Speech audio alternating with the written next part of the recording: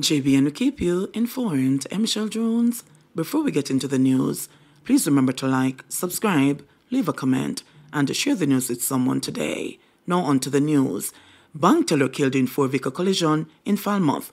A man died from injuries sustained in a four-vehicle collision on the Care Park Main Road in Falmouth, Trelawney on Friday.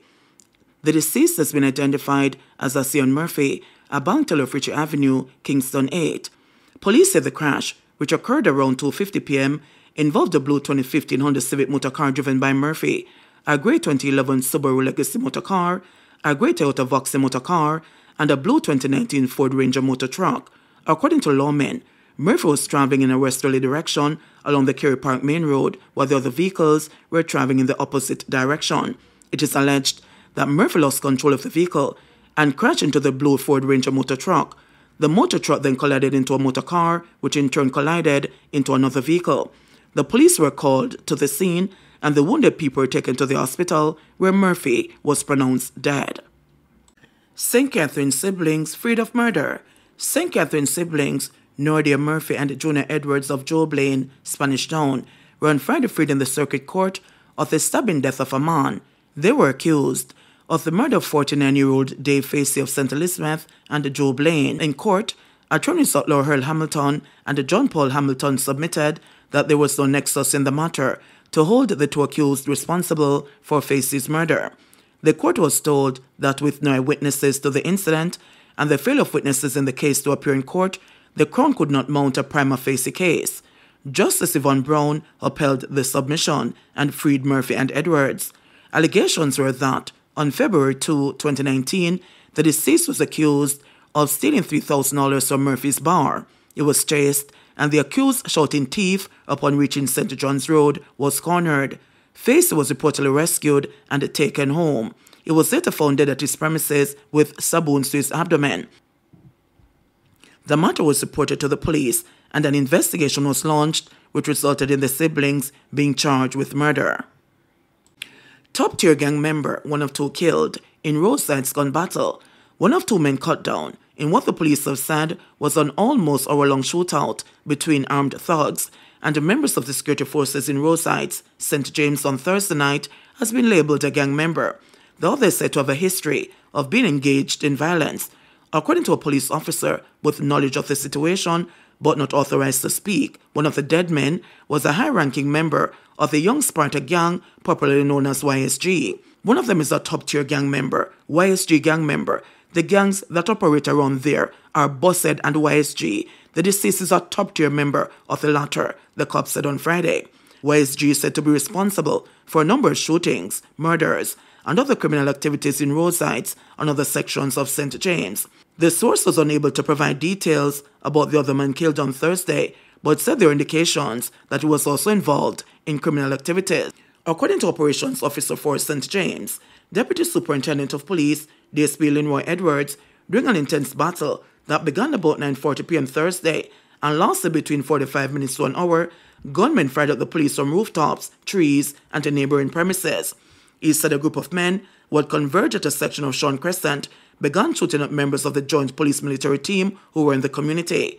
The fire was returned, and when the shooting subsided, two of the armed men were found suffering from gunshot wounds. They were taken to Cornwall Regional Hospital, where they were pronounced dead. No member of the security forces was injured during the incident. Two guns were recovered at the scene. When contacted Friday afternoon, DSP Edwards said they have not been properly identified as yet, but we are awaiting relatives or others who can help to come and identify them before anything official can be said. In the meantime, Edwards said the security forces were maintaining a presence in the area, but things are going smoothly at this time. On Friday, there was a visible presence of security personnel and at least one armored military vehicle in the community. A few community members were seen, but most refused to speak about what took place Thursday night. "I didn't know if a shot here in a long time. It wasn't anything good," said the sole individual willing to speak. DSP Edwards said that efforts are underway to apprehend other individuals who were involved in the incident and to recover more guns. "We continue to pursue the other gang members and all other gangs," he said. He described Thursday's incident as another success of the Operation Storm initiative launched on Wednesday. It has been described as a fast-paced high-intensity operation that targets wanted individuals, persons of interest, and criminal suspects within the parish. Holness condemns indiscipline on school grounds. Prime Minister Andrew Holness has announced that a report on school security is currently being completed by the Police High Command. Prime Minister Holness, speaking at the Exchange Primary School in St. Ann on Friday, stressed that the nation's educational institutions should be safe spaces for students and teachers. No parent, no visitor should come on a school compound and behave in a reprehensible way that sends a signal to the entire society that the authority of the school, the authority of the teacher, the authority of the principal, and indeed the authority of law enforcement should be disrespected. Regardless of what the issues are, this society, this country, our people must speak with one voice against bad behavior and indiscipline, especially when it is in our school. And it is very distressing to see it being circulated and to read the comments in support of bad behavior. Your Prime Minister and this government does not support or tolerate bad behavior in our schools at all. And I want our principals and our teachers, our deans of discipline, our school resource officers. As I've said, we have started to review the security of our schools, and I expect to get a report from the Commissioner very soon. And we will put in place the necessary measures to ensure that no adult comes onto the school compound and behaves in the way that I have seen being circulated and believe that they are going to get away with it. 3 or 4 implicated in massive gun find freed. 3 or 4 people, including an alleged gangster, who were implicated in a massive gun find in a warehouse at the Wharf in Kingston in March 2022, were yesterday freed of gun charges. The 3 were found not guilty after their lawyers made successful no-case submissions in which they argued that the prosecution did not provide any evidence to support the charges against their clients in the gun court. The alleged gangster, Godfrey Martin, otherwise called Rev, a St. Elizabeth businessman, also said to be a top-tier member of the New York-based 90s gang, was acquitted of illegal importation of firearm, illegal importation of ammunition, conspiracy to import firearm, and conspiracy to import ammunition. Sherilyn McLean, the girlfriend of the 51-year-old businessman, along with American 32-year-old Fitzroy Johnson of Atlanta, Georgia, were also acquitted on similar charges. However, the court ruled that the 4th accused, Jermaine Baker, a 36-year-old chef of Fort Lauderdale, Florida, has a case to answer. A 3rd U.S. national, 42-year-old Dervon Brown, a construction worker of Bronx, New York, was also implicated in the matter but was shot and killed last November.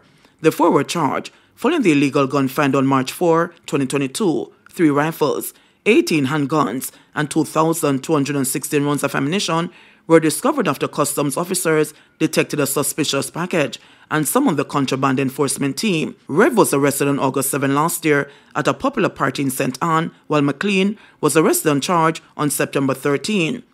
Johnson, who investigators say had entered into an arrangement and had allegedly paid for 5 of the illegal guns, was arrested at the Norman Manley International Airport on his arrival in the island on November 3 last year. Attorneys at law Jacqueline Samuels Brown and Everton Joe represented Martin. Kemar Robbins represented Johnson, and Vincent Willis represented McLean. Attorney at law Donahue Martin appeared for Baker. JBN, we keep you informed. Please remember to subscribe, like, share, leave us a comment, and click the notification bell to receive our daily news items.